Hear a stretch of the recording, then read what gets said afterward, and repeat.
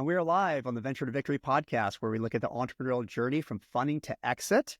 And I'm so pumped today. We've got Stephanie Hansen in the house. And Stephanie is a multiple-time tech entrepreneur who built her first company to a $100 million approximate valuation and sold it, part of it to Bain Ventures. And then they merged with a Warburg Pincus company. And what's so amazing is that the bulk of this time, Stephanie was also doing double duty as a single mom. So for all those entrepreneurs out there, whether you're a man or a woman and you're complaining about life balance and how entrepreneurship is, how it's all consuming, you're going to hear a great message of someone who really, I guess you can have it all. I guess that's what we're trying to say. And we're going to share that experience. Stephanie's going to share that with us today as well. We're going to learn about her next big venture. So I'm totally pumped. Welcome, Stephanie. Thank you. I appreciate you having me. Thanks. I'm going to do a quick little intro for you. So Stephanie was born in Nebraska, but she spent time in college in Texas at TCU, Texas Christian University. She spent a big part of her early career in the credit and lending industry, which I guess would be the Fintech ecosystem as we had talked in the tech world today. And she got the entrepreneurial bug, started a company that she spent 8 years building called DeFi Solutions. That's where we first connected on the recruiting end and began that relationship. And Defy was a cloud-based lender primarily for the auto and consumer industry. And that was sold, as we noted, ultimately merged with Warburg Pincus PE-backed company. Now she has her newest fintech startup called Gestalt. We're really pumped and excited. We're going to learn about that for a little bit. She's the mother of 2 girls and now 5 kids altogether. And she loves to travel, play poker, dabble in real estate. I know she's active in her church, as am I. So we're really excited to have Stephanie. Great, hear your story. So the first thing, Stephanie, I think I'd love to know is, did you ever envision, was this the plan? Did you ever envision when you were younger, when you're doing all these roles kind of coming up, so to speak, that you would one day not only be an entrepreneur, but a true startup person, came up with the concept on your own, started from nothing, built it, had to sell everybody, raise that original amount of capital, venture capital, then you sold to another venture firm, then you did a merger or a recap to another company by a private equity firm. When did you get the bug to do that? Yeah, so definitely I would have thought it from my birth. I definitely thought I wanted to own a business, at least be the boss, work for myself. I don't think in the middle of Nebraska you knew what, any of the other things that you were saying were, but my mom and dad had a TV store when I was growing up. My uncle had a Napa store. My other uncle had a marketing company. So I all around me, everybody had their own businesses. And I for sure wanted to own my own business. I for sure wanted to run something myself. And even at my first job, I would sit at my desk during the downtimes and come up with business ideas. And they were all terrible, of course, but I wrote all kinds of business ideas. I tried to start all kinds of things, tried publishing companies' book. I tried everything. So yeah, I definitely thought I would do it. I love that. Did you ever decide to make a trip to visit the Oracle at Omaha? Being from Nebraska, seems like that for anyone who's starting a company or be involved in investing in finance, maybe even attend a meeting out there. You'd think that would be something of value. It was very odd. I was 4 hours west of Nebraska, so Omaha wasn't even a real place to me. We didn't go there very often. I didn't know anything about it. Obviously, if Warren Buffett wants to chat, I'm happy to have the conversation. Would love to talk with him and pick his brain. But, I heard the Nebraska Furniture Mart stories all the time about them, but never really went to Omaha for anything. That's what I love, the fact that you always felt like there was something in your blood to do this. I was expecting the opposite. I was expecting hey, you got into this, you saw how everybody was doing it, and you're like, hey, I can do this too, and even better. Yeah. But it's great. I have a daughter who I think I shared with you this in an early conversation we had.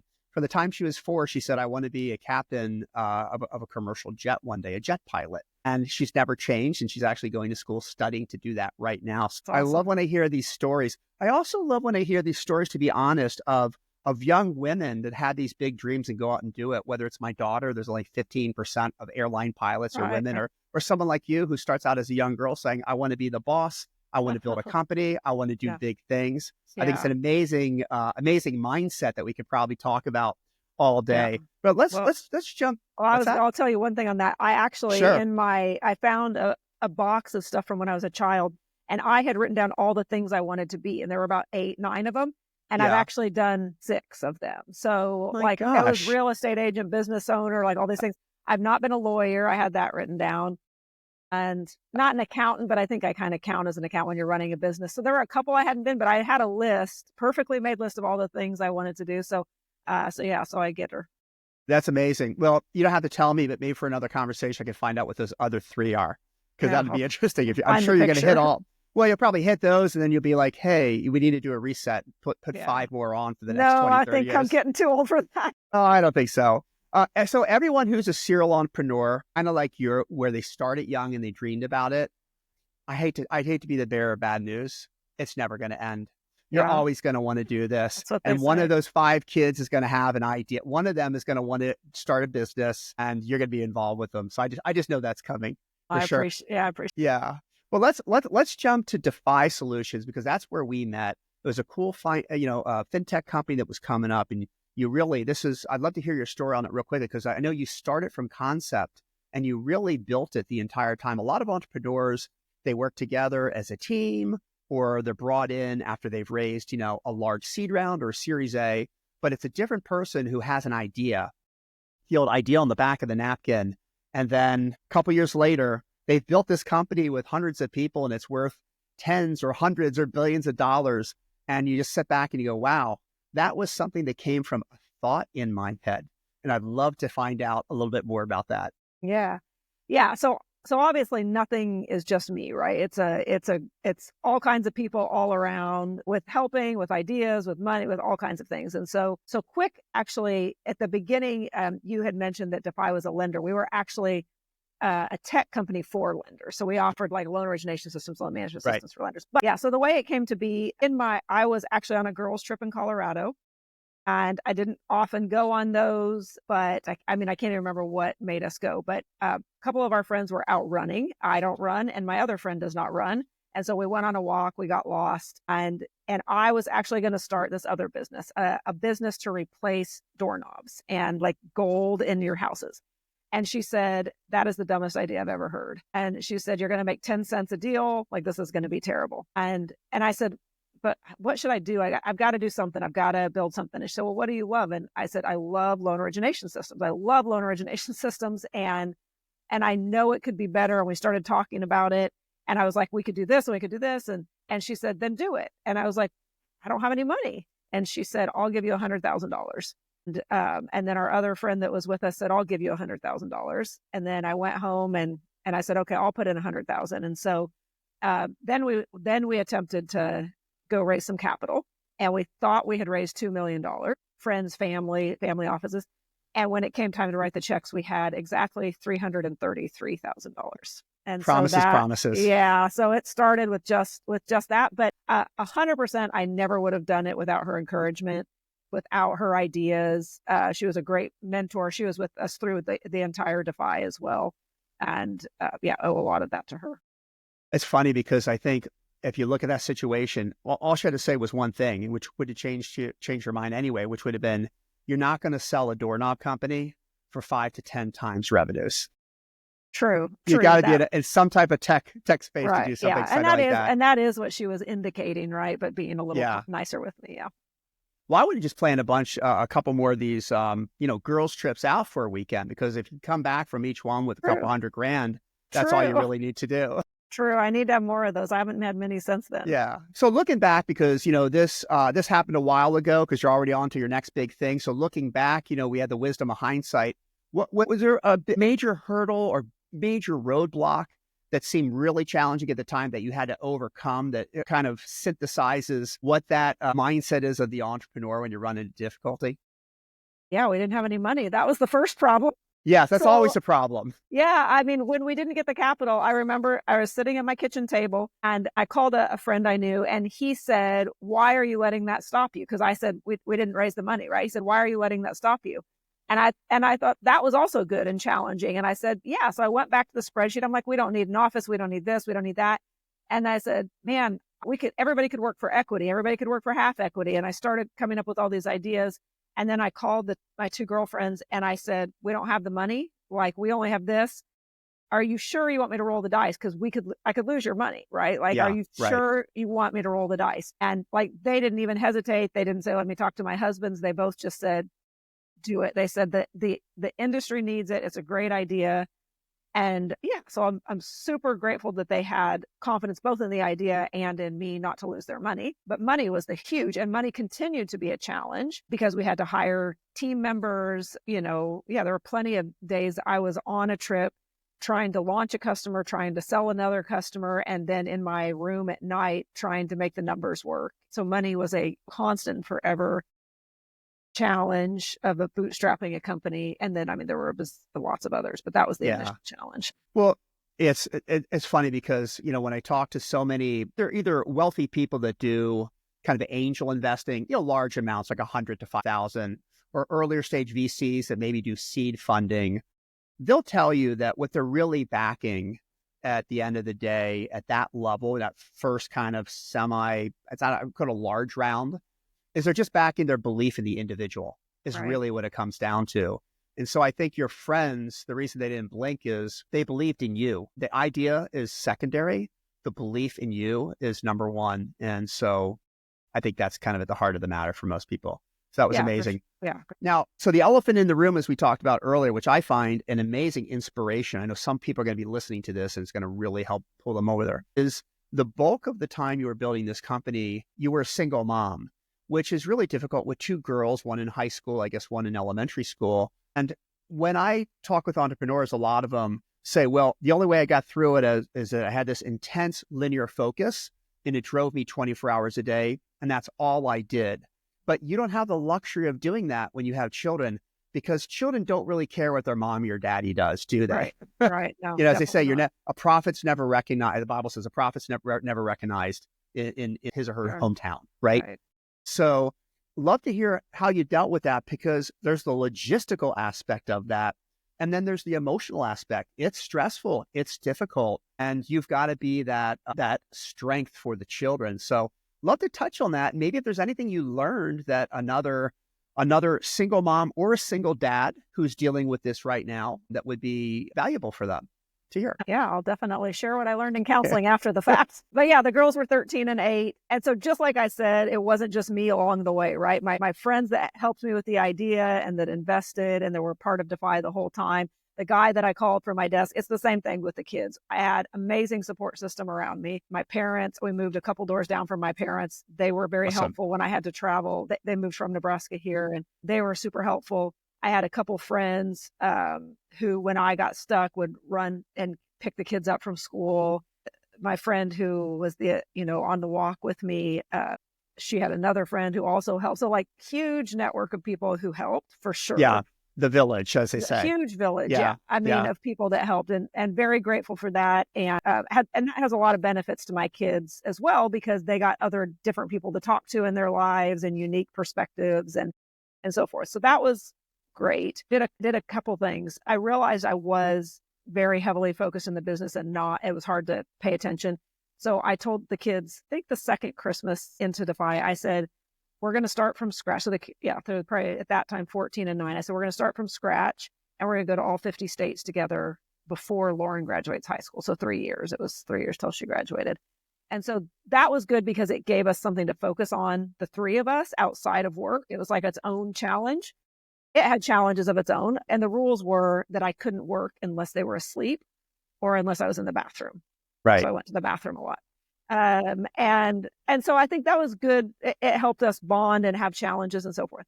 And then the main thing that I learned, this was well before work from home was very popular, but that's how our business was founded, because I needed the flexibility. And so the team always had the flexibility. So I got to take the girls to school in the morning. I could pick them up in the afternoon. But what I learned was I shouldn't have picked them up in the afternoon. And that was hard for me to accept at first, legit in counseling, right? About that, because I thought, look, I thought I was being a good mom because I'm always there for you. I'm always present. I'm always there. And then everybody will say the standard thing. Yeah, you were there, but you're on your computer. That wasn't the big thing. The big thing was I would pick them up from school and I would be on a conference call because it'd be 3:00. I'd still be on calls talking to the team. Right. The transition times were very important to them. And they would have rather had somebody pick them up that could talk to them and hear about their day. And then I could have been off at 5 or 6 or whatever, and then heard about their day and then worked after they went to bed. So that's what I learned is I would have, and for all the parents that working from home, I think it's hard to balance. and you feel like, hey, if I'm working from home, I should take them to school, or I should pick them up, or I should do these Yeah. things. But sometimes you shouldn't. That's not the best thing. Well, yeah. And I think that idea of being fully present Yeah. is more important than, Yeah. hours of time. And it sounds like that was a lesson learned that was cool. But I Yeah. can see how everybody would fall in that pattern, right? Right. Because you want them to see that. I'm sure looking back now, because how old is your oldest? Who your oldest? 25. So did she ever look back and say, how did you do that, Mom? I don't know. No, No? they've never said that. So did Alaska and Hawaii was like they end caps on this 50-state trip or what? Alaska was, but Hawaii was not. So Hawaii was more in the middle to second, third, and then Alaska was the 50th. Yeah. That's So amazing. yeah, so I think they just assume I can do a lot. And so I think they just assume I can multitask. They assume I can handle a lot. And so I don't think they think anything of it.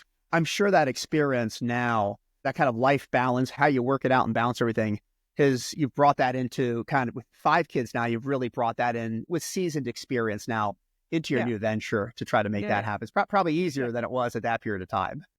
Yeah, definitely. My 2 biological kids said I'm a much better mom of 5 than I was of 2, because you have to have so much structure and you have to have so many things, right? So now it's like more focused.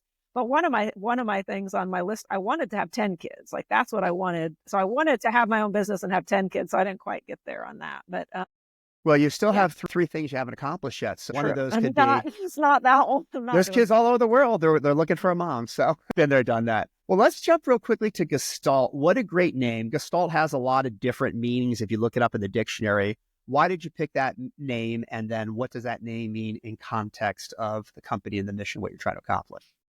Yeah, we picked it because we felt like it perfectly defined what we do. So it means, even though it's a psychology term, it means that the centralized whole is better than the sum of the parts.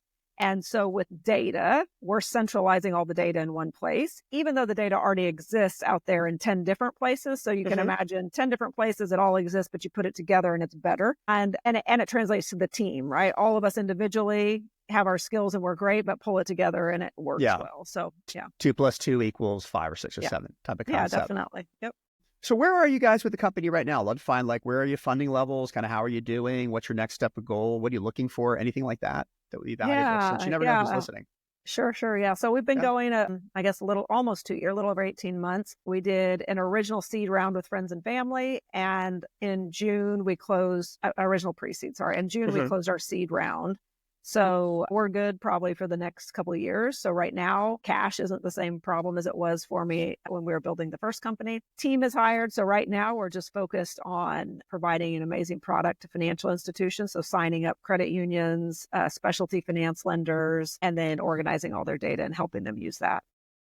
Well, that guy in Omaha has always said that you take money when you don't need it. I know. So if anyone's listening to this, who's a venture investor who does large seed rounds or Series A investing, if you're looking for someone that has a history of success as you have, maybe it's worth considering and getting on the radar screen with Steph and your company. We were double subscribed on this round, so that's amazing. We took more than we planned to for that reason. Well, that's always a good thing. Get them lined up for the next big one. So I have a question for you. What does it mean to be a single source of truth for financial institutions? That's a very rarefied air. What does that really mean? Yeah, well, I like it. You can imagine if you have multiple systems, you could have a field or something that exists in 2 places with two different numbers, right? So you could be calculating one thing, so in lending, like a loan to value calculation, but it could be in multiple systems. Or you could have multiple people in the company that are doing calculations and they get 2 different answers. So just like if I tell you and your wife, go tell me how much you spent on out to eat last month, and you go look at your checking account and she goes and pulls up the receipts that she saved, you might get 2 different answers type of thing. So and that's a function of the architecture of the data warehouse that's pulling information from one central place and combining it. Correct. Very, very cool. A couple of things I'd love to learn, because you had this big success before with Defy, and now you've got this new venture. What were some of the learning moments, besides you had to have cash? We always have to have a need for cash. We all got that one, that you are taking now into Gestalt, the lessons that you learned that you're not going to repeat as mistakes the second go round, that would also be valuable for up and coming entrepreneurs to know. Yeah. So Lots of them. Lots of them. I would say one of the most important things is, even though I had amazing people around me at Defy and helping, it's a very lonely job. And everybody says it and you don't really know it until you're in it. Yeah. But the stress of it, you can't have the conversations directly with your team. You can't have them necessarily directly with your investors, et cetera. So it can be pretty lonely. And at Defy, I went and found other CEOs and other entrepreneurs and stuff. And that was great. That was helpful for me. But I would say finding an executive coach or getting help early on, Wow. very, very important. I didn't do it probably until year 5 after I tried a particular group, and then I tried it. But I would say that's helpful, just to have the standing conversations and standing feedback. That's been very helpful. Yeah, figuring out how to balance, figuring out how you relax, whether it's exercise or being in nature or finding those downtimes. I do a sabbatical for 1 day a year, and that was super. I just probably started that in year 2 or 3 at Defy, and that's been very, very helpful, just to ground and choose what we're doing for the next year. So sabbatical with the team for 1 day, can you get off-site type of thing, or just yourself? Me and God. Yeah, just Gotcha. me and God, talking and thinking and praying and planning for the next year. Yeah. Yeah. Well, that's really awesome. I know there are groups out here like Vistage Group, and there's sometimes you have small get-togethers where just a handful of CEOs, but it's great. I think you had a great point. A lot of people I know, they get advice from different people. They talk to board members, their investors, but they're really not part of a group of people that have been there, done that, where they could learn, where someone could say, listen, if you don't take care of your health and you don't have that right mindset, because that nothing else is going to work. So you got to block out an hour a day and make that your priority above all, even above the company, right? Because if you're not healthy, you're not there mentally, nothing's going to happen. It doesn't sink in. Right. Unless a 3-time entrepreneur who just, made hundreds of millions of dollars says it, and then you go, oh, that's wisdom. That's pretty cool. Yeah. You and I talked about this, having known each other for a little bit, about the role of faith in both of our lives. And I because you've been through a lot, you've been through the single motherhood, you've been through building a company, you've been through this idea of, God, if we make a mistake, I'm going to lose some of my closest friends' money. People don't realize when you start out, when a friend is going to give you $100,000, it's not like they're with $50 million. They just dole out $100,000. This may be a lot of their savings. They really believe in you. Maybe they have a partner saying, are you sure you want to do that with our joint funds? Yeah. It's a lot of pressure. And I know for me, faith is a big part of it. When you have that belief that someone's looking out for you, and if you're trying to do the right thing, that it's all going to somehow work out for you. I talked once about, Romans 8:28 being a favorite quote of mine, that all things work together for good, that those serve his purpose, meaning that if you're trying to do the right thing, and the good thing, that even though you have these challenges in life and you can't see, how is this thing that seems like a brick wall in front of me, or how is this going to be good for me? It seems horrible. Yeah. But somehow, only looking backwards can you see the interconnectedness of things and realize, wow, it's like that old Rascal Flatts song, right? The broken road. The broken road, it's always worth it if it led me to you or to that final destination that I wanted. So how has faith played a role in your life? Because a lot of entrepreneurs, we don't talk about that, but it is important. Yeah. Yeah. I wouldn't have made it through Defy. So at the beginning, when I first started Defy, I read this book, and it said, don't dedicate your business to God. It's God's business. Your money is God's, your business is God's, it's God's. And that actually takes quite a lot of pressure off. It's not mine, it's God's, right? And so even now that I'm not part of that company anymore, it's not stressful to me. It's not my company, it's his. And so having that mindset really helped me. And so in my prayer time, in my sabbatical time, in my Sabbath day, whatever, it's your company. What do you want me to do? How do you want me to run it? What steps do you want me to take? And being quiet and listening there. So I think that mindset helped me a lot, that kind of whatever path, as long as I was listening and working and trying, that took some of the stress off for sure. And then, like I said, the sabbatical days, it's hard. It's super hard, but I really try to take 24 hours where I'm not working. It's very completely difficult. Off grid, no phone, no email. Well, no, not completely off grid, but not working. I try to take 24 hours in a week. So usually for me, my Sabbath day is Saturday at noon to Sunday at noon type of thing. But I do think it's important because we can burn out, right? And we have to take time. So yeah, so I think that has been critical. And in fact, when I sold when the Defy merged, my sabbatical 2 years prior, in my prayer time, I kept feeling God tell me that Defy was going to get big, right? It was going to be big and et cetera. And so when we merged, we actually became one of the top 2 biggest. So I thought that's crazy. It came, whatever. And you manifested it. It happened with the divine umbrella helping you. It kind of, right. It worked kind of just like it went back to my notes, and this is what it said. Well, I found out then at the day of closing that I wasn't going to be the CEO of that company anymore, right? Which was a surprise to me. And I was driving home, and I kind of was like, I was kind of talking. I was like, "What in the world? You told me." I felt, and I just felt in my heart like he said, but I didn't say you would be the CEO, right? Just because Defy is doing well and is big doesn't mean I'm in charge of it. And that doesn't mean that's not bad necessarily, right? Yeah. Time and place for everything. So, well, you don't know, because again, you'll look back later and say, wow, had I been the CEO of that company, it would have diverted me from these other experiences that I was really meant to do in the long haul. So again, I think like the lesson of the Romans 8:28 quote is, at the end of the day, you have to have faith. Yeah. That's really what it comes down to. Faith that it will all work out, that it's all put together for good for me, as long as I'm trying to pursue a good path and trying to help people out and serve that divine purpose. Yeah. And mine is similar. That's my husband's favorite verse, but mine's Isaiah 26:4, which is trust in the Lord always, for he's the foundation. So it's the same thing. Like in each thing, whether it's bad or good, if you trust that, and trust in that foundation. Yeah, I have that on my Dream Job America website. Underneath, you'll see that description. And it's great for recruiting. I really believe that. It's a quote to me that, of course, if you're a Christian, it has meaning. It's a biblical quote. But I feel like it pertains to anybody, no matter what, if you're just spiritual, if you're religious, or you're even an atheist, right? We run into these moments where we don't know what to do. They seem like they're these huge challenges. Right. And you can't despair, because you would never leave the movie after 30 minutes. You got to wait and see what happens. And you go, oh, I was terrified in the first 20, but then the guy didn't die, became the hero of the movie, right? So you have to have faith. And if you don't have faith in God or a higher power, you have faith in yourself. And that's really what that means for me. All right, we're going to do I've never done this before, but I want to do a real quick question blitz of personal things. So like speed dating, so to speak. Okay. All right. Favorite type of poker? Texas Hold'em? No, I like call your own. Like that. I like just dealer calls. All right. Favorite dog? Bernese Mountain Dog. Favorite state besides the state you grew up in?